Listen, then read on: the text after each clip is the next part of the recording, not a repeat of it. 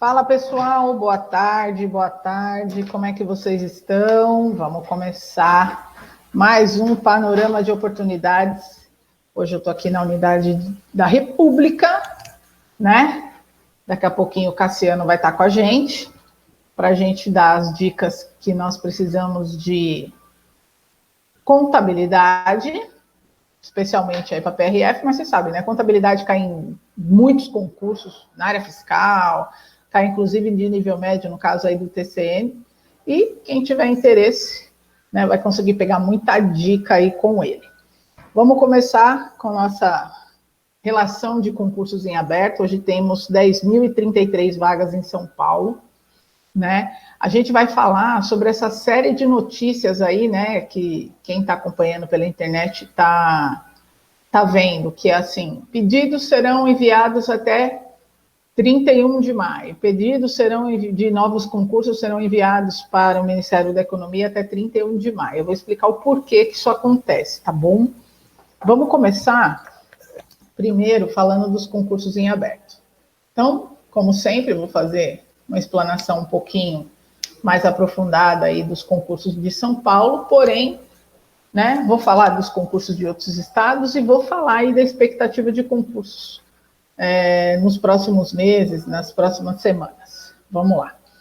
Então, a gente tem aí até 30/5, 5 vagas, R$ 7.706, cargos de nível fundamental, médio e superior para a Prefeitura de Brodowski. Tem da Prefeitura de Araçoiaba da Serra, 5 vagas, remuneração de até R$ 4.862. As inscrições vão até 26/5. Vou aumentar aqui que eu não estou enxergando.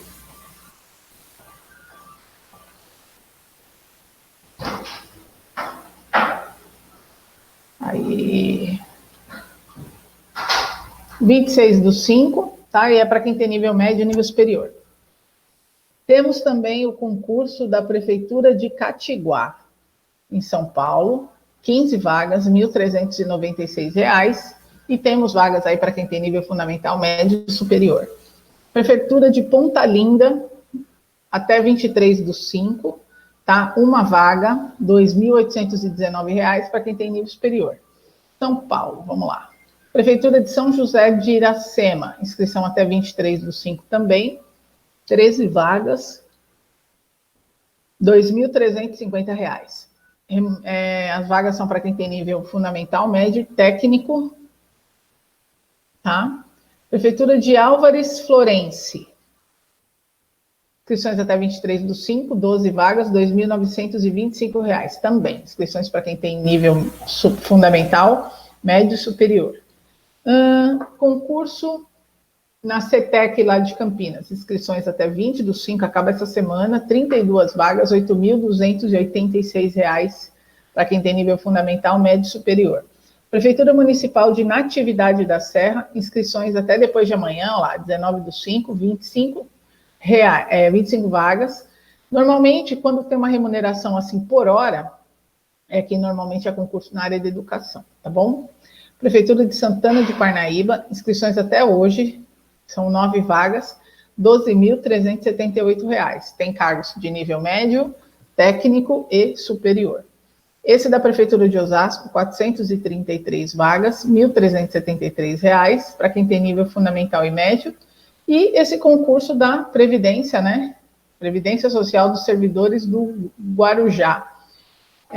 Até 27/6, uma vaga, R$ 4.196. Isso aqui é a Caipines que vai fazer. Interessante que todo mundo estava confundindo que esse edital, saiu um edital uns meses atrás e teve uma prova faz uns 15 dias, também para um cargo bem parecido com esse, só que esse é outro cargo, uma outra área de atividade. Eu vou falar desse concurso hoje para vocês que muitos alunos estão querendo prestar. Aí a gente tem Prefeitura de Belo Horizonte, aquelas 1.500 vagas, né, remunerações até R$ 4.866, e agora que eu vou falar de outros estados, eu vou falar os que têm, né, chamar atenção aí para os que têm mais vagas e salários maiores, tá bom? Então, ó, tem bombeiro em Alagoas, 170 vagas, R$ 9.602. A gente tem também, ó, esse concurso da Prefeitura Municipal de Pedrão, na Bahia, 68 vagas, R$ 8.000 salário.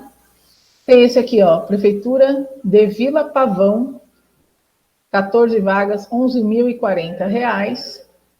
Tem esse aqui, ó, Superintendência Municipal de Água e Esgoto de Catalão, 200 vagas, R$ 5.009. Vamos ver aqui. Em Goiás, Prefeitura, 421 vagas aqui, ó, Prefeitura de Goiatuba, 421 vagas, R$ 4.299. Vou pegar aqui. Universidade Federal do Maranhão, R$ 5.831. Aí a gente tem Conselho Regional, né? Tem aí, ó, 69 vagas de Prefeitura de Alto Paraguai, R$ 4.178. Prefeitura de Nova Guarita, 10 vagas, R$ 11.500. Aí tem, né? Secretaria de Estado de Infraestrutura, né? A Cinfra, R$ 6.195. Nossa, tá muito ruim essa tela hoje. Prefeitura de Maracaju, R$ 8.599.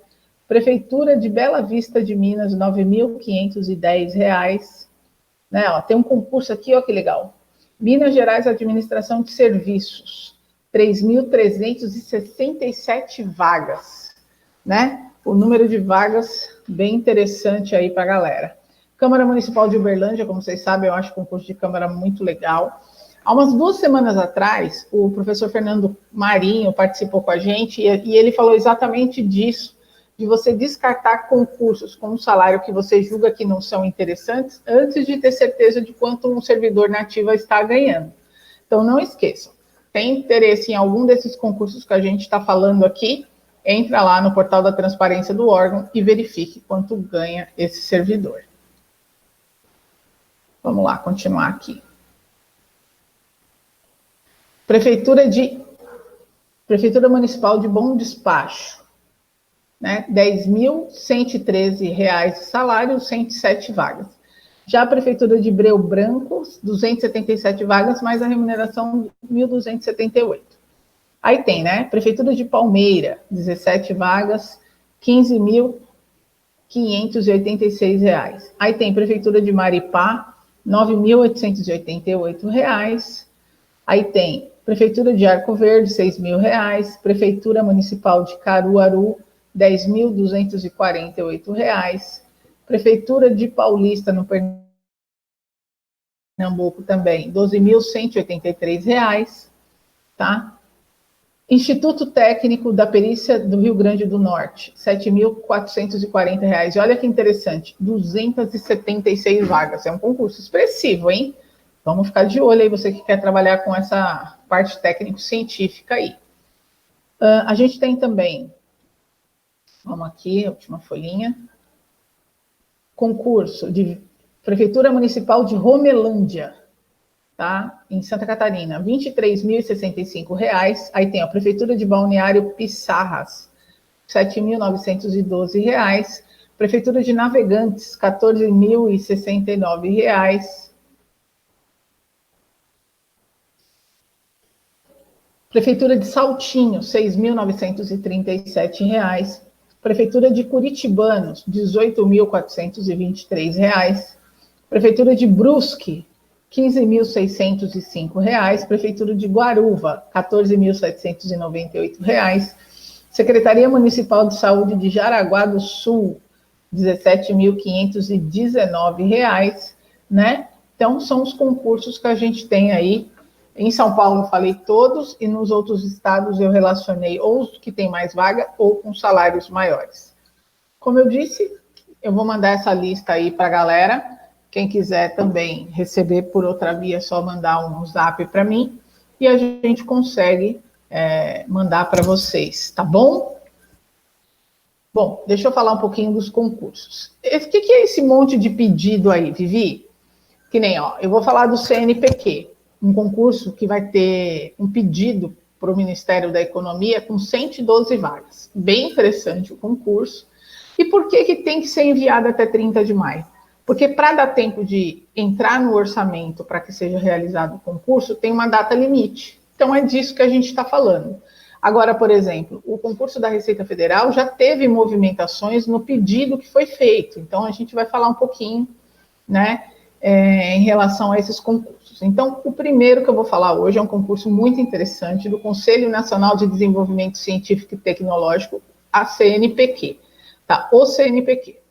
O concurso é para o cargo de analista em ciência e tecnologia e exige de você, candidato, somente o nível superior em qualquer área. Estão previstas 112 vagas em analista em ciência e tecnologia, tá? Esse pedido foi feito em 2020 e deve ser renovado agora em 2021. Deixa eu mostrar aqui para você. Hoje, a remuneração inicial para um analista... Não, em 2010 foi o último concurso, tá? E foram 120 questões, né? Itens, que na época também foi o CESP que fez, hoje é conhecido como SEBRASP, são 50 itens de conhecimentos básicos e 70 itens de conhecimentos específicos. Os básicos, o que a gente tem aí? Ó, português, conhecimento em informática, atualidades, língua inglesa e língua espanhola. Então, você que tem interesse em dar uma olhadinha melhor nesse concurso, nível superior completo em qualquer área, a remuneração hoje deve estar em torno de R$8.000, tá? O último concurso foi em 2010, é só baixar o último edital lá, que foi elaborado pelo CESP, e dar uma olhadinha, tá? Não esquece que agora o CESP chama SEBRASF.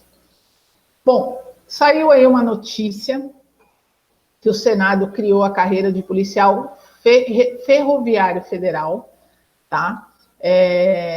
Ele, segundo informações, ele é previsto na Constituição, mas nunca foi regulamentado. Tem que ter nível superior e a remuneração inicial é de R$8.600, tá? Então, é bem interessante. Segundo informações aí da projeção de carreira, o inicial é 8.600, mas pode chegar a R$13.756,93.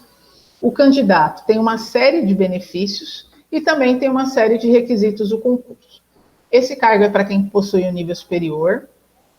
Segundo informações, a idade mínima deve ser de 21 anos, tem que ter a carteira de habilitação categoria B, tá? A jornada de trabalho é computada,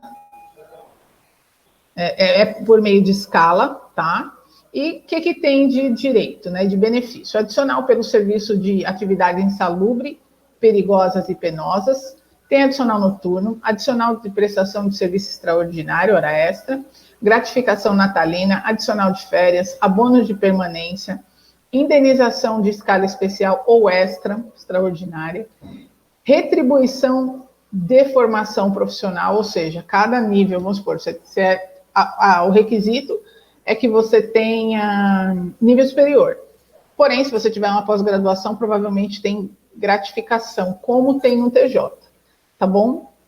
Retribuição de formação profissional, indenização de permanência, indenização de compensação orgânica e retribuição pelo exercício de função de direção, chefia e assessoramento, tá? Segundo informações aí, além da prova objetiva, vai ter também prova de títulos, exame médico, exame físico e psicológico, tá bom?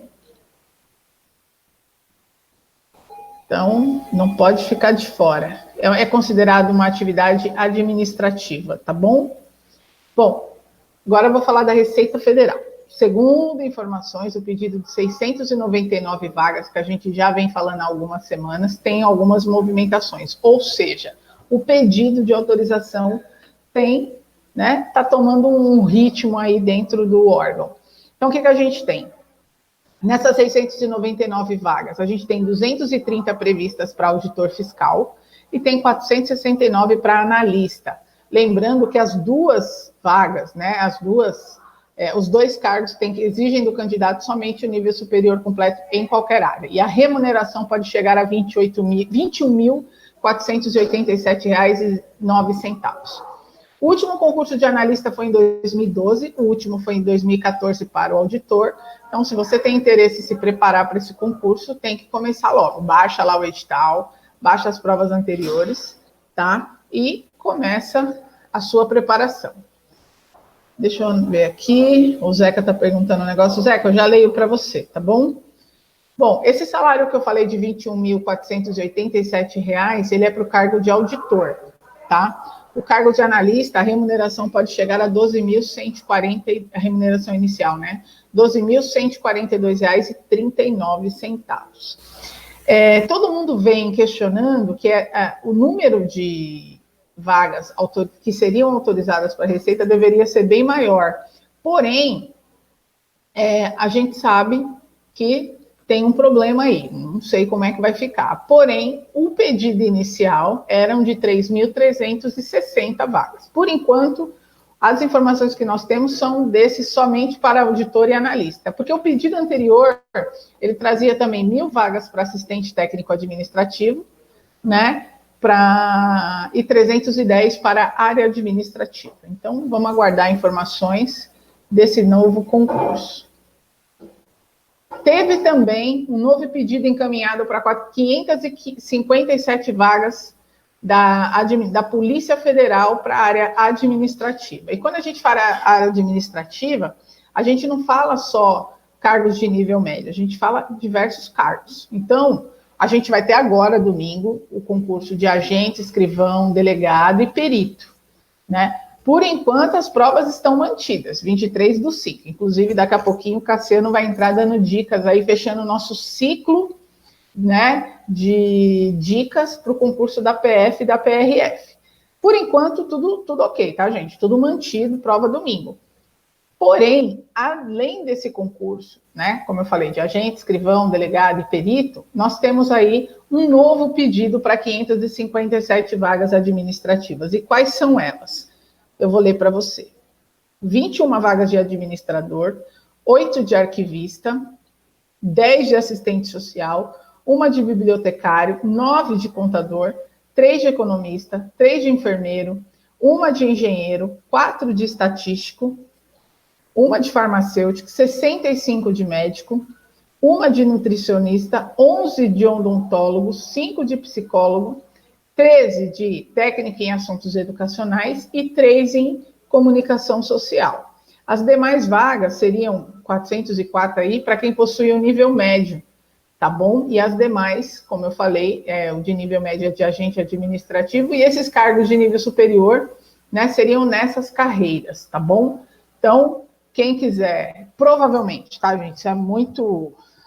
eu não vou falar que é 100% de certeza, mas pelo menos 99% de certeza que esse concurso vai ser também organizado pela Sebrasp. Então, uma coisa que está chamando a atenção do pessoal é que algumas questões estão vindo um pouquinho diferente, com um pouco mais de detalhe e tal. Ontem a gente teve a prova de soldado da Polícia Militar. Muitos alunos também relataram uma prova mais trabalhosa, uma prova mais cansativa. De duas, uma, que para mim é um problema aí que tem que ser solucionado. A pandemia deixou a gente um pouco mais preguiçoso, um pouco mais lento. Fazer simulados vai ajudar você a chegar melhor nessa prova. Então, aquilo que você faz, estuda, faz 10 questões, 15 questões. Quando você senta para fazer 120 itens, mais fazer uma redação, como no caso da PM, 60 questões, mais uma redação, cara, você sai muito daquilo que você vinha fazendo habitualmente. Claro, se você não for o aluno que está estudando e fazendo simulado toda semana aí para tentar, né, ganhar conhecimento. Porque o simulado, ele não é só para validar e mensurar, né, e mensurar o quanto você está acertando ou errando. É também para te preparar para essa condição.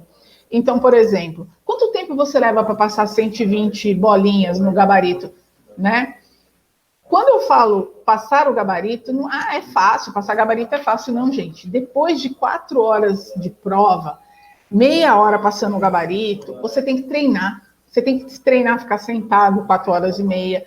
A gente começa a ler, a gente para de ler em casa e vai tomar um café. Então, se colocar nesse teste vai ser importante para você. Então, essa dica aí para você que vai fazer prova domingo, né? Espero que você tenha treinado, feito simulado, esteja preparado fisicamente, emocionalmente, psicologicamente, além dos conteúdos teóricos que você já estudou, né? Porque tudo isso impacta. Eu tive relatos de alguns alunos da PRF que normalmente estão habituados a começar uma prova de língua portuguesa e a primeira matéria foi o idioma. Você não precisa começar pela questão número 1. Comece sempre uma prova pela questão das disciplinas que você vai melhor. Então, você não precisa começar não, vai lá. Onde está o português? Português eu vou bem, vou lá. Então, na questão 30, beleza, eu vou começar pela 30. Então, você não precisa se desestabilizar por conta de conteúdo ou sequência de prova. Você tem que estar pronto, né? Como eu disse, fisicamente, para poder aguentar, para continuar concentrado depois de 3 horas, né? Porque muitos alunos também reclamaram que depois de um tempo já não estava conseguindo mais ficar ali, queria ir embora, tem a máscara, tem tudo isso. Então, até na sua simulação de questões, né, no seu simulado que você, caso faça essa semana, faça com máscara, tá? A cada 2 horas você troque, né, que vai ser mais ou menos a condição que você vai estar lá, tá bom? E tire, não esqueça, 4 horas e meia, 120 itens, no caso da PF, mais uma prova discursiva, e passar o gabarito, 120 bolinhas, beleza? Então, a partir de hoje, toda vez que você for fazer um simulado, você tem que fazer exatamente de acordo com a sua realidade. Eu vejo aluno aí fazendo simulado com cobertor nas costas. Isso não existe, entendeu? Faz simulado de pijama. Eu fico nervosa, vocês sabem. Bom, estava previsto para sair o edital do TCE Piauí hoje. Eu não sei ainda, até a hora que eu montei aqui a minha pauta de hoje, não tinha saído. Mas está aí no forno. Tá? E o que é estar no forno? As inscrições aí estão previstas para até 21 de junho, né? Se não alterar nada, e são 6 vagas, mais formação de cadastro reserva, sendo uma vaga mais cadastro reserva para auditor de controle externo, né? Que exige nível superior de engenheiro, e 5 vagas mais cadastro reserva para assistente de administração, que cargo de nível médio. Então, se você tem interesse, né, ficar de olho aí nesse concurso do TCE do Piauí, você sabe, TCE e TCM são sempre grandes carreiras, grandes concursos, e você não pode bobear. A gente tem também mais uma informação sobre o Cefaz Ceará. Será que sai dessa vez? Bom, segundo informações, sai até sexta-feira. Vamos aguardar, vai ser o CESP que vai fazer. A gente tem informações que já está pronto, está no forno mesmo, né? Serão 100 vagas para auditor fiscal da Receita Estadual, auditor fiscal contábil financeiro e auditor fiscal jurídico e auditor fiscal de tecnologia da informação. Aí, Zeca, auditor fiscal jurídico, para você. A remuneração inicial é R$ 16.045,30. A prova provavelmente serão 160 itens certo e errado, prova discursiva e mais avaliação de títulos, tá? Quando eles fazem assim, 160 itens, tal, eu não sei se vai ser tudo seguido, tá? Se tem prova discursiva, provavelmente isso vai ser dividido. Vamos ver, tá bom? Vamos aguardar até sexta-feira. Segunda-feira eu aviso para vocês. Tem também perspectiva de ter um novo concurso para o cargo de auditor fiscal adjunto, né? Vamos aguardar. Agora eu vou falar do concurso do Guarujá. Como eu disse para vocês, teve uma prova há uns 15 dias. Quem quiser prestar esse concurso, eu indico que pegue essa última prova. Está lá no site da Caipimes, é só entrar, procurar o concurso que teve de analista previdenciário. Você baixa a prova da Caipimes, ela tem algumas características diferentes, tá? Então, vale a pena dar uma olhadinha antes de se aventurar no concurso. Eu sempre falo, mas eu vou prestar esse concurso porque tem inscrição aberta. Vai chegar uma hora que você vai ter um rol de disciplinas cursadas que você vai poder fazer isso. Mas quando você está inscrito em 3, 4, 5 concursos, como eu vejo alguns alunos, e todos têm características e disciplinas completamente diferentes, você não sabe mais por onde começar, né? Então, uma das coisas que você precisa nesse momento é fortalecer a sua base, né? Ter disciplinas estudadas e assimiladas dos conteúdos que são comuns a todas as grandes oportunidades de concurso que você tem interesse. E como eu estudo tudo isso? Bom, eu vou terminar de falar sobre o concurso do Guarujá e depois eu vou te falar como a gente pode te ajudar em relação a isso, beleza? Então vamos lá. Concurso do Guarujá Previdência. Foi o edital de analista previdenciário de controle interno. As inscrições iniciam agora. Deixa eu ver. dia 27 de maio, vão até 27 de junho. Você pode fazer no site da Caipimes, então é caipimes.selecão, né, seleção sem cedilha e sem tio.net.br. Tá? Ela é a banca organizadora do concurso, é uma banca aí de São Caetano, o valor da taxa é R$ 65, é uma vaga para imediata, né, uma vaga imediata, mais 10 de cadastro reserva. Vale a pena ficar de olho aí. Principalmente porque tem uma parte de direito previdenciário, aí tem uma legislação municipal, tem direito previdenciário, tem algumas disciplinas de alguns concursos que alguns alunos já estavam estudando. Então, vou ler para vocês aqui quais são. Ó. 10 questões de língua portuguesa, 5 de matemática, 5 de informática, 10 de legislação previdenciária, tá? Tem a parte de benefícios aqui e tem a parte de legislação municipal. Então, fica de olho. Noções de constitucional administrativo, 5 questões. Contabilidade pública e auditoria, 5 questões. Economia, 5 questões. E administração pública, 5 questões. Então, por exemplo, quem já estava estudando para o TCM ou estava estudando para o INSS também é uma boa aqui para quem já estava estudando. Só fica de olho, porque no INSS, na informática, por exemplo, cai BR Office, Linux, BR Calc, e aqui não, só cai o pacote Office. Tá bom? Então, tirando isso, acho que dá para aproveitar bastante aí. Então, como eu sei que tinha muito aluno estudando para vários concursos, né? De repente, você se empolgue aí e tem aí um rol de disciplinas já cursadas. Por isso que a gente fala, quando você escolhe um concurso, o que você tem que fazer? Você tem que vai começar uma matéria? Termina essa matéria. Não fica tirando para tudo quanto é lado. Eu estou vendo alunos começando a estudar 5, 6, 7, mas não revisar. Revisar é uma coisa. Estudar. O cara começa a assistir 6 ou 7 videoaulas de disciplinas diferentes. Aí ele fica, um dia assiste uma, um dia assiste outra, um dia assiste outra, um dia assiste outra. Tá. Uma semana, um vídeo de cada matéria.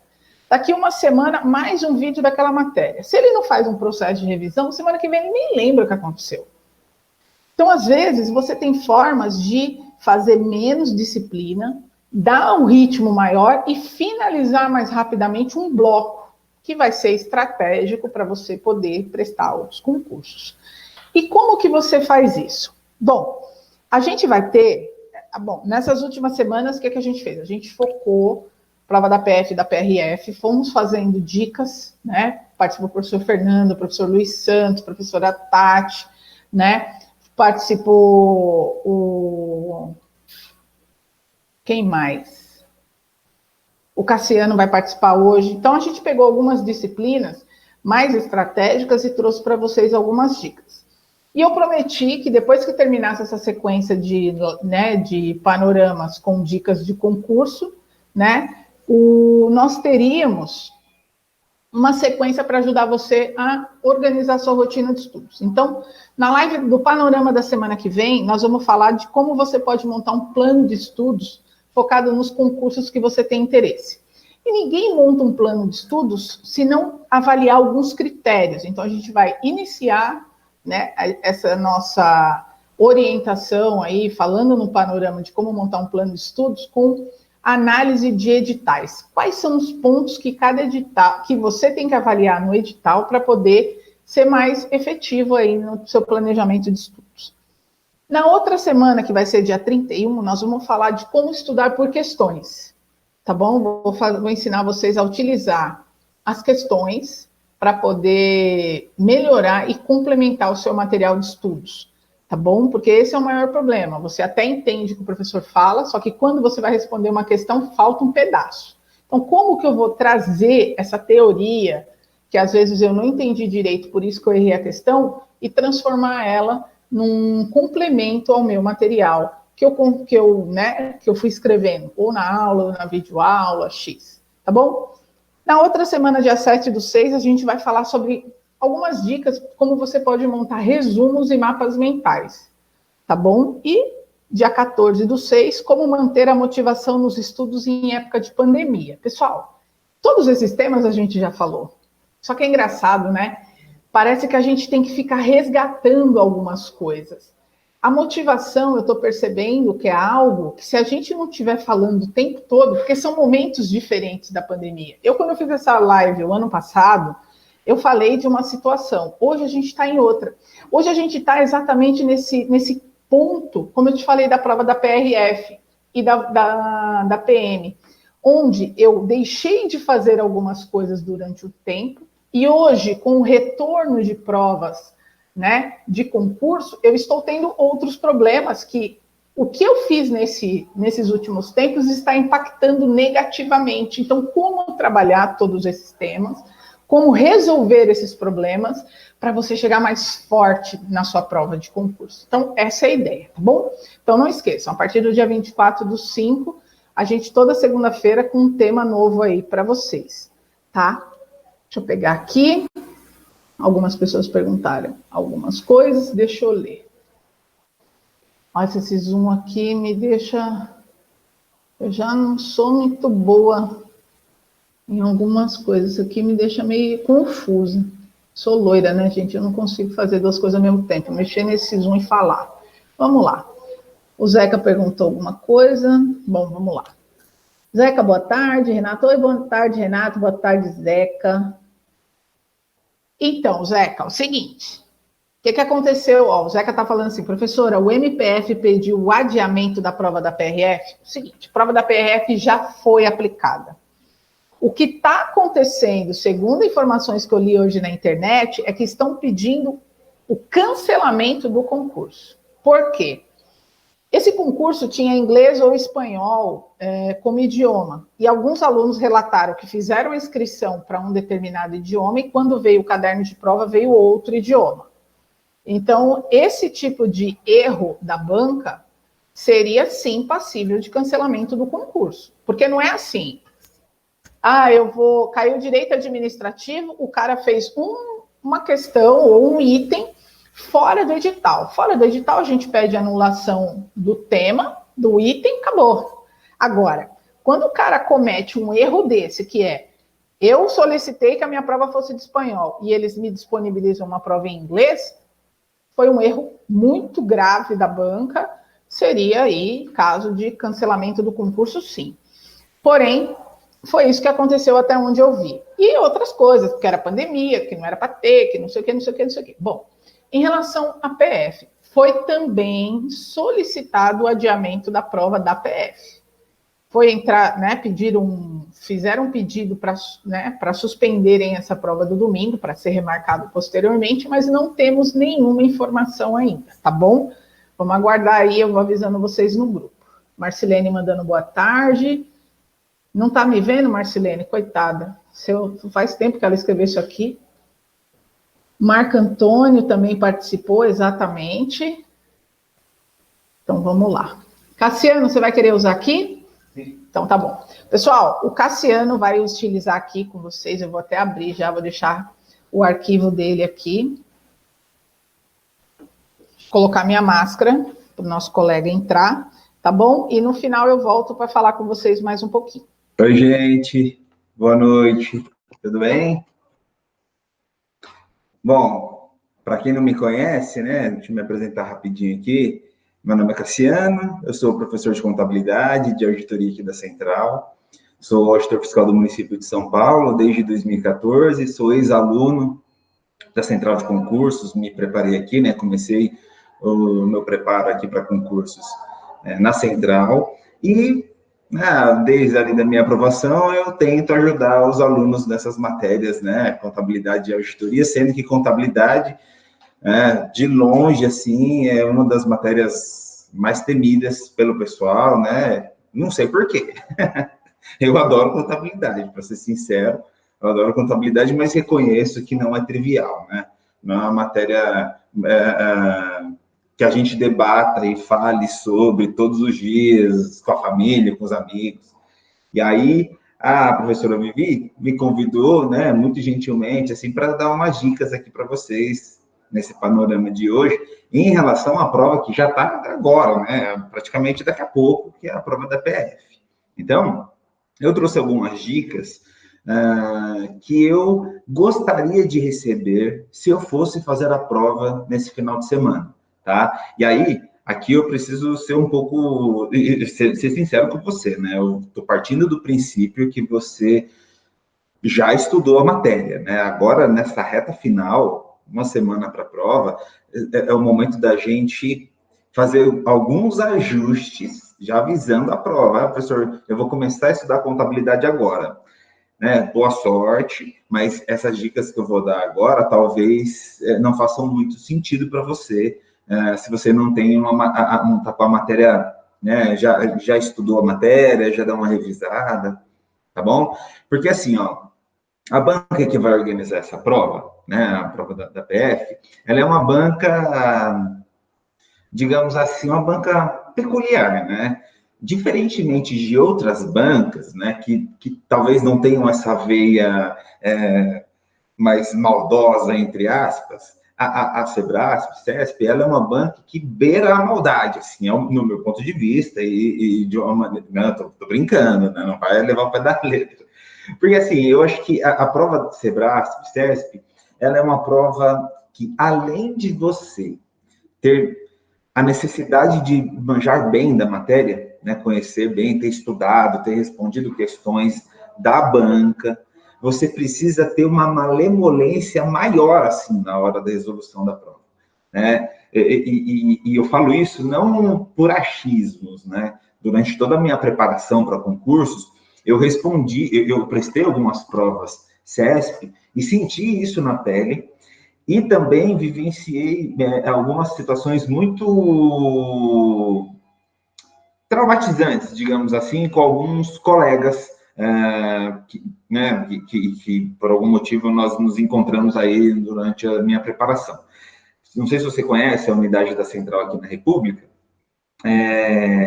e a Adriana está falando que não vê a imagem. Adriana, será que eu não tenho um problema aí com você? Será? Não sei. Porque ninguém mais reclamou. Dá uma olhadinha aí. Porque, para mim, tá parecendo que ninguém mais reclamou. Se puder fechar e abrir de novo, tá? Então, bom, voltando, eu não sei se vocês conhecem a unidade da Central aqui na República, é onde a gente está, inclusive, agora, e no terceiro andar, há um tempo atrás, existia uma salinha de estudos, e ali naquela salinha de estudos, a gente ficava estudando, é lógico, mas de vez em quando você saía para comer alguma coisa, tomar uma água, respirar, e aí a gente acabou criando algum contato, eu e mais dois rapazes que estudavam para a Polícia Federal. Eu, na maior parte do tempo dos meus estudos, eu estudei para auditor, né? Foquei na área fiscal, e eles estudavam para PF. E aí, a gente conversava, de vez em quando se cumprimentava, comentava alguma coisa dos meus dias de concurso e tal. Aí chegou o dia da prova deles, foi lá em 2012. Chegou o dia da prova, depois de um tempo, eles pararam de aparecer nessa salinha de estudos. E como era uma salinha pequena, não tinha como você não, né, perceber alguém novo ou sentir a ausência de alguém que já estava acostumado a ver. E aí, pensei, beleza, eu acho que os caras passaram, né, deixaram um dia de estudos para trás, agora vão viver a vida. E aí, sei lá, uns 2 meses depois, um deles apareceu nessa linha de estudos, voltou a estudar, e aí, no intervalo, eu perguntei para ele o que tinha acontecido. E aí ele disse que ele estava se recompondo ainda do baque da prova da PF, por quê? Ele reconhecia que não era tão bom em economia, não tinha estudado, talvez, adequadamente para a economia, que na época era solicitado, né? Não está no edital de 2021, não se preocupe, mas em 2012 estava. E aí, ele, não sabendo a matéria a fundo, chutou as perguntas, né? As afirmativas lá da banca, ele chutou, porque ele não se sentiu bem, assim, ele não teve o sangue frio de pular questões. E, segundo ele, e eu acredito, né, imagino que ele não tenha por que mentir, ele disse que se ele não tivesse chutado todas as questões de economia, tivesse feito só aquilo que ele tinha certeza, ele teria sido aprovado. E aí, o baque de ser reprovado já é terrível, sei por experiência própria, mas quando você é reprovado por uma falta de estratégia ou falta de sangue frio na hora da prova, o baque é pior ainda. E aí, segundo ele estava se recompondo ainda desse baque, por quê? Olha só, ele estava com a aprovação na mão, só que ele não conseguiu ser aprovado porque, na ausência de sangue frio, chutou as alternativas, já acabou chutando, e você sabe bem mais do que eu, né? Bem melhor do que eu, que para essa banca querida, quando você erra uma questão, outra certa é anulada. Então, qual que é a minha primeira dica, assim? É palpitando na sua vida mesmo, tá? Estou tomando essa liberdade aqui de palpitar no dia da prova.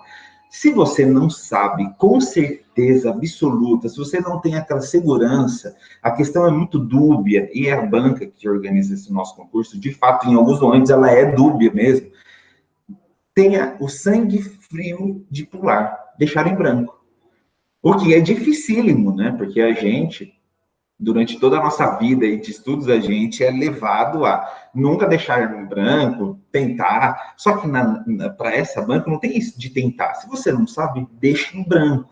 É lógico que você não vai poder deixar tudo em branco, né, gente? Alguma tem que fazer. Mas na dúvida, né? Se a maneira, se a escrita da questão, se a maneira como o examinador abordou aquele tópico é muito dúbio, pula e garanta os seus mínimos ou garanta as suas questões naquilo que você tem certeza, naquilo que você estudou, que você está segura, que você está seguro, tá? E tome cuidado também na hora de passar aquilo que você respondeu para o caderno de respostas, né? Lá para a folha do gabarito. Por quê?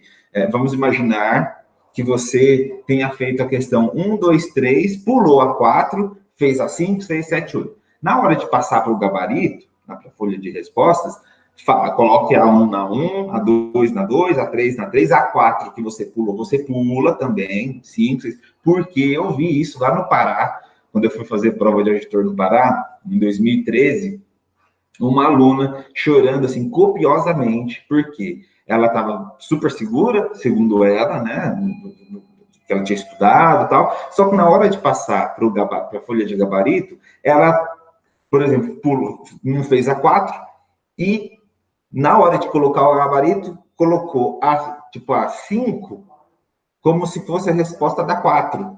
Quando ela chegou no centésimo item, estava faltando alguma coisa. Aí ela, nossa, meu Deus do céu. Aquela questão que eu pulei na resolução, eu esqueci de pular na hora do gabarito. Não tem o que fazer. Né? Folha de resposta não tem substituta, é terrível. Tá? Estou te passando aquilo que eu vivenciei, que eu vi, assim, vi de cara. Isso acontecer. É muito triste. Então, atenção total, né? Na verdade, a gente vai estar lá para isso, né? Isso tudo que a gente faz aqui, que a professora Vivi faz muito bem, que os professores fizeram também muito bem com vocês, e a gente tenta aqui estudar, isso aqui é o meio. O fim é o final de semana, é o dia da prova. Então, toda a atenção do mundo, você dorme cedo no dia antes, descansa, relaxa, porque tudo vai contar no dia da prova. Né? Eu fiz, ao todo, prestei 5 concursos, né? E você vê que, com o passar do tempo, você vai dando muito mais importância para o dia da prova do que eu dava no começo. Porque no começo dos meus estudos, eu pensava, eu vou estar lá, eu estou acostumado a estudar, vou passar o gabarito, vou responder as questões, só que é uma maratona, você ficar horas e horas respondendo questões, segurando a ansiedade, o emocional, tempo correndo, um monte de gente, aquele clima na sala de um querendo, né, porque todo mundo ali está brigando por uma vaga. Então, toda a atenção, todo o foco no dia da prova, tá? Isso daqui eu acho que vale para todas as matérias, muito embora você não tenha me pedido, eu estou palpitando na sua vida, porque eu acho que é importante, tá bom? E agora, vamos falar sobre contabilidade em si. O que eu vislumbro, assim, para contabilidade agora, na nossa prova, aí, nesse final de semana, tá? Estou partindo do princípio que você já sabe o que é contabilidade, pelo amor de Deus. Se você não estudou contabilidade ainda, você, né, boa sorte nos estudos, mas talvez as dicas não façam muito sentido. Parte do princípio que você sabe do que eu estou falando, tá? Qual que é a minha primeira dica? Assim, atenção às questões teóricas. Sebrasp, certo? A Sebrasp, né, que é o nome atual, ela adora questões teóricas fáceis. Só que, como a gente fica calejado com ela, porque tem algumas questões Sebrasp que beiram o impossível. E aí a gente fica calejado, né? Aí quando você lê uma afirmativa fácil, você fala, meu Deus do céu, será que é? Tá tão fácil, deve ter alguma pegadinha, é uma vírgula, é alguma coisa. Mas não sempre, nem sempre, uma prova é feita só de questões impossíveis, né? Existem questões fáceis, muito fáceis, e essas a gente não pode errar. Um dos tópicos que não tem como deixar difícil são esses conceitos iniciais e a estrutura conceitual que a gente estudou lá, né, durante a teoria, estudando aí para a prova da PF.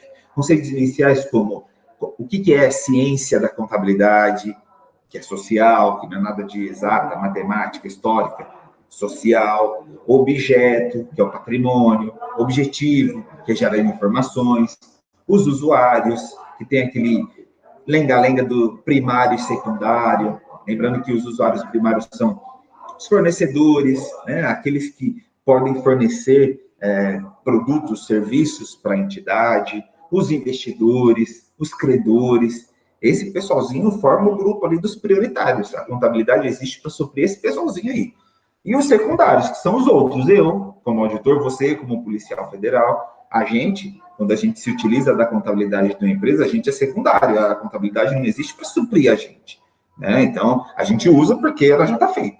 Então, cuidado que a Sebrasp adora abordar esses conceitos iniciais e ela escreve de um jeito tão bonito, tão bem feito, que você fica pensando, meu Deus, deve ser. Por exemplo, na PF 2018, a banca veio com um texto lindo, falando que contabilidade era uma ciência exata, porque media o patrimônio da entidade, dava uma justificativa linda.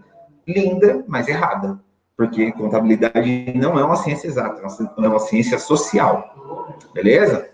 A estrutura conceitual também é um tópico muito fácil, que não dá para errar e não dá para deixar difícil. E aí, o que a banca faz? Começa a inventar firula, né? Por exemplo, estrutura conceitual, o principal de estrutura conceitual que eu gostaria, assim, que eu torço para que você vá para a prova sabendo de cor e salteado, são as características fundamentais. E aí tem aquelas características fundamentais, tem as características de melhoria, não é verdade? Você que estudou sabe do que eu estou falando. Então, representação fidedigna, relevância, aí as de melhoria, tempestividade, todas essas características são muito importantes para a nossa prova e são de fácil resolução. Você só precisa saber do conceito delas. Lembrando-se, eu sugiro que você, nesse desespero, talvez, né? Eu espero que não, mas se você tiver no desespero da revisão, tem um monte de coisa para revisar e precisa de uma dica de bate-pronto, decore as fundamentais. E o resto é de melhoria. Quais são as fundamentais? Representação fidedigna e relevância. Representação fidedigna e relevância. O resto, tempestividade, verificabilidade, o resto é de melhoria. É lógico, o melhor dos mundos seria que você soubesse todas as características, né? Todos esses atributos. Mas, na falta da decoreba ou no desespero, decore as fundamentais. Relevância, representação fidedigna. Cuidado que essa representação fidedigna ela dá uma divididinha, né? Representação fidedigna, para que uma informação contábil seja representada fidedignamente, ela precisa ser completa, neutra, livre de erros. A relevância é aquele atributo que determina que uma informação é relevante, faz diferença para o usuário, quando ela informa o valor preditivo, predizer o futuro, confirmatório, confirmar o passado. Tá? Eu posso colocar minha mão no fogo que a nossa prova vai ter questão abordando a estrutura conceitual aí, essas características fundamentais, principalmente. Lembrando que o melhor dos mundos seria você ter tudo decorado aí. Tá bom? Então, essas questões teóricas fáceis, não dá para errar. Não dá. E vai estar na nossa prova, com certeza. Com certeza. Beleza? Não se deixe enganar pela forma. Muito embora, às vezes, a maneira como o examinador abordou seja muito complexa, né, com um texto muito rebuscado, a alma do negócio é fácil. Beleza? Professor, como que eu sei disso? Como que eu consigo criar essa frieza na hora de resolver questões, não me deixar influenciar pela maneira como o examinador abordou o tópico, ou porque a escrita está muito difícil, respondendo questões, né? Se você tiver tempo, e eu sei que você tem, porque a gente está na segunda ainda, Pega a prova da PF de 2018 e faça de novo. Você vai ver que o que eles abordaram nos conceitos iniciais é facílimo. Facílimo. Beleza? Depois eu me preocuparia com o patrimônio. Patrimônio, que é formado pelo conjunto de bens, direitos e obrigações, vai estar na nossa prova, você pode ter certeza. Nesse ponto aqui, patrimônio, a gente precisa tomar cuidado, porque as bancas gostam de misturar as coisas. Elas gostam de misturar contas patrimoniais com contas de resultado. Patrimônio, conjunto de bens, direitos e obrigações, são as contas patrimoniais. E contas de resultado são receitas e despesas. Ponto de partida, né? E aí, essas características das contas elas são super abordadas pelas bancas, principalmente as retificadoras. Não tem prova da PF que a banca não cobre características das contas retificadoras. Lembrando que contas retificadoras são aquelas que retificam, né, corrigem algum campo do balanço patrimonial. Então, quando você compra um carro de 50 mil reais e utiliza o carro durante o ano inteiro, depois de um ano, você não pode chegar lá nos 50 mil, apagar e colocar 40, porque na contabilidade não existe borracha. Você tem que retificar esse valor. Como que você retifica? Usando uma conta retificadora. Contas retificadoras, elas têm saldo diverso, ou seja, diferente da conta que é por ela retificada. Carro é ativo. Se é ativo, tem saldo devedor. Para eu retificar o carro, eu me utilizo de uma conta retificadora, que tem saldo diverso, diferente, ou seja, saldo credor, diferentemente da conta carro, que tem saldo devedor. E faz sentido, né? Para retificar, e na contabilidade só tem saldo devedor ou credor. Se o carro tem saldo devedor, você precisa baixar, reduzir, corrigir, retificar, só pode ser conta credora. Né? Cuidado. Sebrasp adora retificadora, justamente porque ela não é trivial. Se você me acompanhou, beleza, maravilha, você estudou e revisou. Professor, não sei nem o que é retificadora. Corre, tá? Então, retificadora eu tomaria muito cuidado. Na nossa prova também, é muito provável que tenha lançamento, débito e crédito. E aqui, gente, pelo amor de Deus, eu vou falar para você o que eu falo para todas as turmas, qualquer analogia com a vida, deixa de lado. Já tinha que ter deixado faz tempo. Né? Ah, professor, quando tem crédito na minha conta do banco, é assim, e débito é assim. Na sua vida real, não está na prova. O que está na prova é a contabilidade para entidades. E aí, débito e crédito tem uma outra roupagem, que para você pode não fazer sentido. E tudo bem, tudo bem. Você decora e vai para a prova. Uma coisa que ajuda muito agora, nos 45 de segundo tempo, é escrever passivo com C, que é uma loucura, né? Que as professoras e os professores de português não escutem, né? Mas passivo com C. Por quê? Muito embora seja escrito com 2 S, se você escrever passivo com C, esse C te remete a crédito, porque na contabilidade só existem lançamentos a débito e a crédito, não tem 3, não tem 1. Débito e crédito. Passivos são lançados a crédito, C de passivo, C de crédito. E se o passivo é lançado a crédito, o ativo só pode ser lançado a débito, porque ao contrário, só tem 2 lançamentos. Então, passivo com C, C de crédito. O resto é o contrário. Para lançar um passivo, eu lanço a crédito.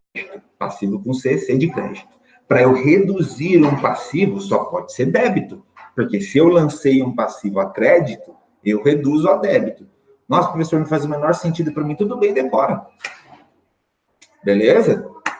Então tá. Outra coisa que é super importante, que vai estar na nossa prova em relação ao patrimônio, é a afetação da situação líquida. Lembrando que situação líquida é um sinônimo possível para patrimônio líquido. E a banca adora abordar essa afetação da situação líquida. E aí a gente tem que lembrar de como o patrimônio líquido é afetado. O patrimônio líquido é afetado pelo resultado da entidade, receitas e despesas. Beleza? Na maioria esmagadora das vezes, receitas e despesas afetam o patrimônio líquido da entidade. Existem outras afetações. Por exemplo, quando A gente reconhece as contribuições dos proprietários no patrimônio líquido, capital social. Quando a gente distribui o resultado para os proprietários, né? Agora, receita e despesa, elas afetam o patrimônio líquido. E a banca vai querer saber isso de você. Já puxando o gancho para a dica 3, que são os tipos de fatos. Você sabe que existem 3 tipos de fatos: os fatos permutativos, os mistos e os modificativos. Cuidado, gente, porque na nossa prova vai estar, eu tenho certeza absoluta, não teve prova da PF que não tenha pedido isso. Para que, agora, né, nos 45 do segundo tempo, qual que é a dica que eu te dou? Para que um fato seja misto ou modificativo, no mínimo deve haver, né, deve existir uma conta de resultado, despesa ou receita. Fato permutativo é aquele que não afeta o patrimônio líquido, tá? Então é você tirar dinheiro do caixa para comprar um carro, tirar dinheiro do caixa para comprar um estoque. Isso daí é um fato permutativo. Agora, para um fato ser misto ou modificativo, ele tem que ter uma conta de resultado, uma receitinha, uma despesa. Beleza? Cuidado, hein? Cuidado, vai estar na nossa prova, você pode ter certeza, certeza absoluta. Tranquilo? Indo para a nossa quarta dica aí, regimes contábeis. Competência versus caixa. Olha só, também posso colocar minha mão no fogo que vai ter uma questão que vai abordar esses regimes contábeis. Lembrando que o regime de competência é a regra da contabilidade. Ele leva em consideração a ocorrência dos fatos geradores. Então, independentemente de recebimento ou de pagamento, a gente reconhece os fatos na ocorrência do seu fato gerador. Por exemplo, vamos imaginar que eu seja contratado pela central de concursos para dar um curso e vou ser remunerado em R$1.000, tá? Dei aula hoje. A central vai me pagar em 2.100. Pelo regime de competência, eu devo reconhecer essa receita de prestação de serviços hoje. Muito embora eu só vá receber em 2.100. Por quê? Pelo regime de competência, a gente não está nem aí para a entrada ou saída de dinheiro. A gente está preocupado com a ocorrência do fato gerador. O fato que aconteceu para fazer com que eu pudesse reconhecer uma receita de prestação de serviço. A banca adora abordar isso. E a maneira como ela sempre aborda, na maioria das vezes, é com seguros.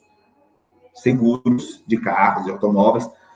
E aí ela fala assim, no começo do exercício de 2020, a empresa pagou R$1.200 por um seguro anual. E aí ela pergunta para você como aquilo foi reconhecido no momento inicial. Se naquele momento inicial em que foi pago o seguro anual, se o fato gerador aconteceu. E não aconteceu.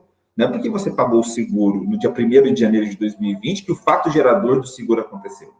O fato gerador do seguro acontece ao longo do tempo. A partir do momento que você é segurado, que você é protegido, que você é coberto pelo seguro. Então, esse seguro, ele terá o seu fato gerador, ou os seus fatos geradores incorridos ao longo de todo o ano. Beleza? Cuidado com isso daí, porque vai dar na nossa prova, tenho certeza absoluta. Ele adora fazer essa brincadeira de competência com caixa. Não é exagero ressaltar que o regime de caixa é a exceção, né? Se o regime de competência é a regra, o regime de caixa é a exceção, tá? Regime de caixa, na verdade, na contabilidade, aqui que a gente estuda, tá? O regime de caixa só é utilizado para DFC, que é a demonstração do fluxo de caixa que, graças a Deus, não está no seu edital, então não se preocupe, tá? Se preocupe com a distinção, lógico, né? Regime de competência, caixa, mas não se preocupe com DFC. Beleza? Outra coisa também que eu entendo como importante para a nossa prova são os lançamentos.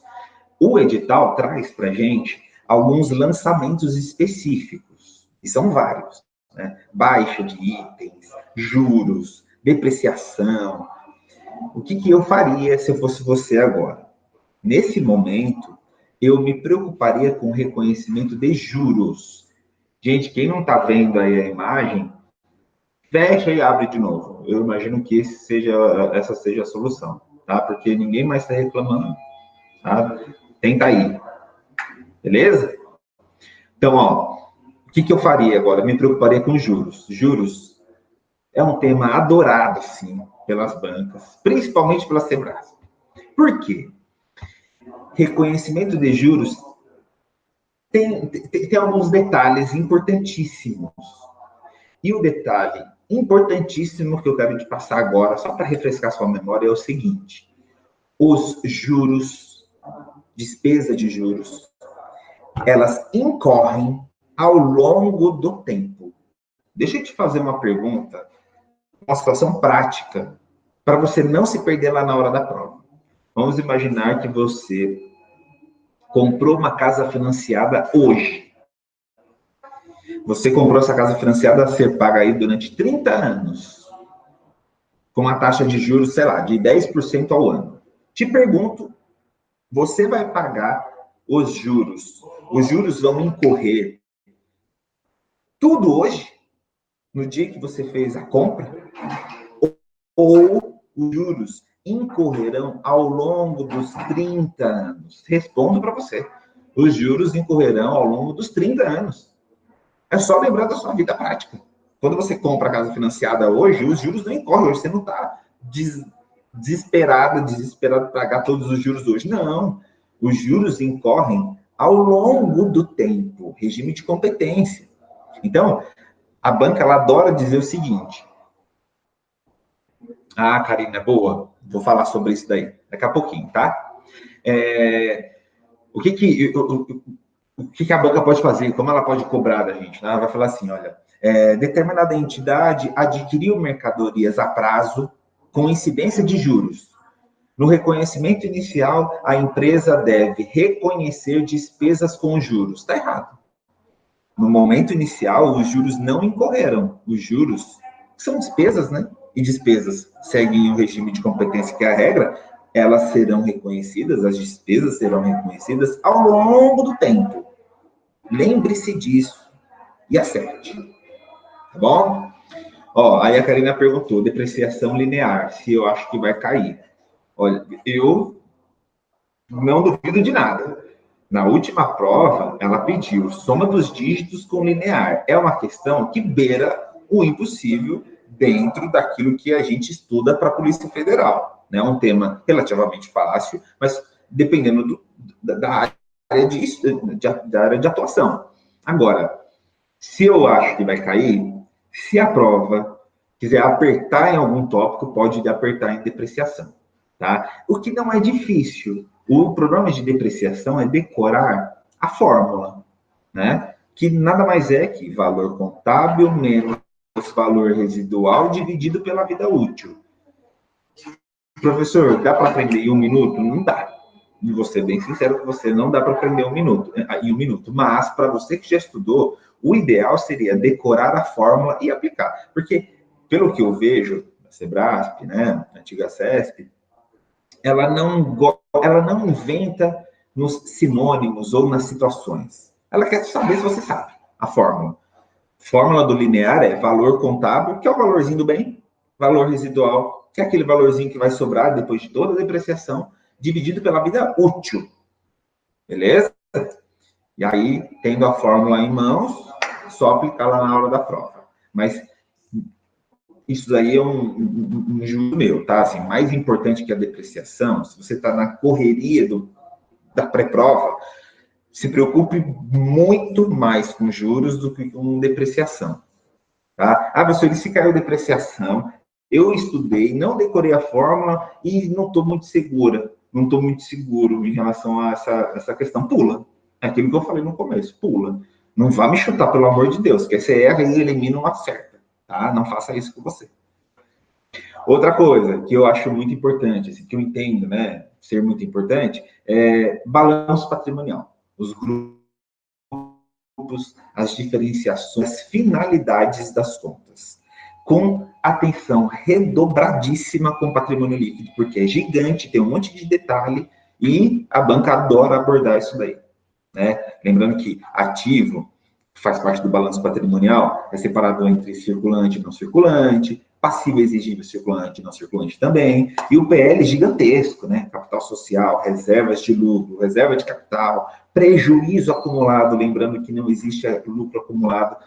Sebrasp pediu anteontem, praticamente, lá no Tribunal de Contas do Estado do Rio, se os lucros acumulados deveriam ser reconhecidos no PL. Não, porque não existe. Não existe essa conta, mas existia. Até uma década atrás existia. Não existe mais. Então, lucro acumulado não existe, mas prejuízo acumulado existe. Ajuste de... prejuízo acumulado existe e o lucro acumulado não existe. Só ressaltar, né? Ajuste de avaliação patrimonial, que é uma continha do PL, beleza? E ações em tesouraria, super importante.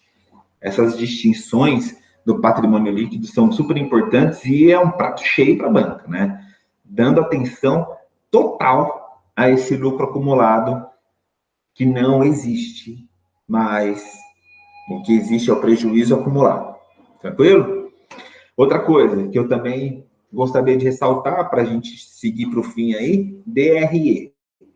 DRE, para quem estudou, eu imagino que você tenha estudado, você sabe que é um parto, né? É gigantesco. A estrutura é enorme, com vários detalhes. O que eu te sugiro agora, com a prova sendo daqui a pouco? Atenção ao início da DRE, né? Receita bruta de vendas, menos deduções, igual receita líquida, menos CMV para chegarmos no lucro operacional bruto, no resultado operacional bruto. Aí a banca adora brincar com essa ordem. Falar que quando você deduz o CMV da receita bruta, você chega na receita líquida. Nossa, você que sabe a estrutura, você sabe que está errado. Para chegar na receita líquida, você parte da receita bruta menos as deduções para chegarmos na receita líquida. Então, o início da DRE, e assim, a maioria esmagadora das questões de DRE que a Sebrasp faz, ela para ali no resultado operacional bruto, que é lucro bruto ou prejuízo bruto, tá? Cuidado com essas deduções. Deduções da receita bruta são 5 só e não tem para onde inventar. Dia ao quadrado. 2 Ds, 2 Is, 2 As. Primeiro D, devolução. Segundo D, desconto. Primeiro I, incondicional, desconto incondicional. Segundo I, impostos sobre vendas. Aí não tem que fazer, tem que decorar ICMS, ISS, PIS, COFINS. Primeiro A, abatimento. Segundo A, ajuste a valor presente. São essas. Ah, professor, e se ele vier com uma historinha de comissão sobre venda e falar que é dedução sobre a receita bruta? Comissão sobre venda está dentro do dia ao quadrado? Não, porque no dia ao quadrado nem C tem frete. Frete, será que frete é dedução da receita bruta? Não, no dia ao quadrado nem F tem. Dia ao quadrado, devoluções, descontos incondicionais, impostos sobre vendas, abatimentos e ajuste a valor presente. Cuidado que ela adora brincar com o começo do DRE, tá?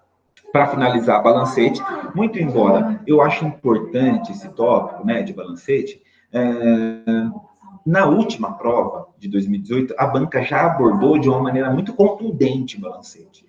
Então, eu posso estar enganado, mas eu imagino que ela não vá perguntar questões estruturais do balancete novamente, lá de 2, 4, 6, 8 colunas. Né? O que eu imagino que ela possa fazer é brincar com os saldos. Lembrando que no balancete, né? Gente, eu estou partindo do princípio que vocês estudaram, hein? Pelo amor de Deus. No balancete, o que importa são os saldos, a gente dividir as contas pelo saldo, saldo devedor e saldo credor. Se a banca abordar balancete na nossa prova, eu imagino que ela venha por esse caminho, pedindo os saldos, dá uma listinha de contas e pede para você colocar caixa é o quê? Saldo devedor ou credor? Capital social, devedor ou credor? Tá? E para finalizar, a classificação de contas, que é uma decoreba pura. Num levantamento recente que eu fiz, Sebrasp gosta de brincar com umas 200 contas, mais ou menos, que é uma decoreba pura. E aí, o que você faz agora? Ou você decora, ou você segue aquela minha dica que eu te dei no começo. Uma questão de classificação de contas não é uma questão trivial. Se você não está segura, não está seguro, pula. E, às vezes, a banca coloca estrategicamente uma questão de classificação de contas justamente para tomar o seu tempo. Porque aí, se você ficar encravada lá naquela questão de classificação de contas, fica 10, 15, 20 minutos para responder aquela questão, as outras fáceis, você não perde tempo e não responde. E aí não passa, porque não teve estratégia na hora da prova. né? Estou falando para você não estudar classificação de contas? Não, longe de mim, você tem que saber tudo. Mas na hora da prova tem que ter uma estratégia. Para que você vai gastar 10 minutos numa classificação de contas e perder 5, 6, 7 questões fáceis? Na verdade, o importante é entrar, gente. Acertando classificação de contas ou não, o importante é entrar. Então, a minha sugestão é, caiu classificação de contas, viu aquela tabelona gigantesca que você tem que classificar no que é ativo, passivo, PL, receita e despesa? Pula. Respira fundo, pula, faça a sua prova, sobrou tempo, volta e faz. Beleza? Bom, esses são os meus pitacos, assim, eu espero que tenha te ajudado num direcionamento. Eu tentei, pelo menos, nesses 9 itens, colocar na ordem de prioridade, né? Eu priorizaria, então, lá os conceitos iniciais, depois patrimônio, depois os tipos de face, regimes, lançamentos, balanço patrimonial, DRE, balancete e classificação de contas, né? Partindo do mais importante, no meu ponto de vista, para o menos importante. Agora, de coração, eu espero que você acerte todas, né? E se não acertar todas, que você acerte todas aquelas que você propôs a fazer, né? Não tem problema nenhum de pular e deixar em branco. O problema é chutar, errar e passar, e não passar porque uma errada eliminou uma certa, tá? Bom, é isso. É isso, eu espero que tenha ajudado aí. Bom, você... eu escrevi uma folha inteira, frente, verso, mais um pedaço. Tá. Olha todas as dicas, né? Ah, que bom.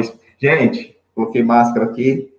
Vou dar o lugar para a professora, tá? Foi um prazer poder ajudá-los. Espero que tenha ajudado em alguma coisa. E boa sorte, tá? No dia da prova, relaxe. Vá para a prova com foco. Durma, né? Também que não adianta fazer a prova cansado, tá? E espero que o seu nome esteja ali na lista dos aprovados. Beleza? Tchau, gente. Se cuide. Obrigada, Cassiano. Valeu.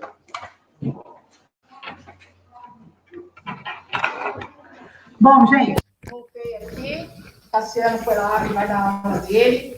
Para você ter ideia, toda vez que um colega vem dar dicas, eu sempre anoto, porque na minha orientação com os meus alunos eu acabo dando alguma sugestão e um anjo de tudo quanto é conteúdo, mas são essas lives que me ajudam de vez em quando a melhorar, né, o meu discurso, melhorar a minha preparação, porque a gente é um aprendiz constante, tá? Então, como eu te disse, eu escrevi uma folha frente e verso inteira, mais metade de outra folha, né, de coisas que não pode se esquecer para uma prova de domingo. Eu acredito que vocês tenham feito isso também, principalmente quem já está estudando para concurso. Então, eu me prontifico aí amanhã, assim que subir esse vídeo, passar para todo mundo de novo. Quem quiser ver e rever várias vezes, fiquem à vontade. Tem também as dicas anteriores, né? Fica lá no YouTube da Central e tenho certeza que vocês vão poder fazer isso. Alguns vão entrar em live, alguns vão entrar em aula. Eu espero que tenha valido a pena aí essa 1h e pouco que a gente ficou hoje junto aqui, mas eu espero muito que você tenha êxito na sua prova de domingo ou nas suas provas que virão, tá bom? Então, um beijo para todo mundo, fiquem com Deus e até semana que vem, onde eu vou dar algumas dicas para você montar um planejamento de estudos. Fica com Deus, fica com Deus. Tchau, gente.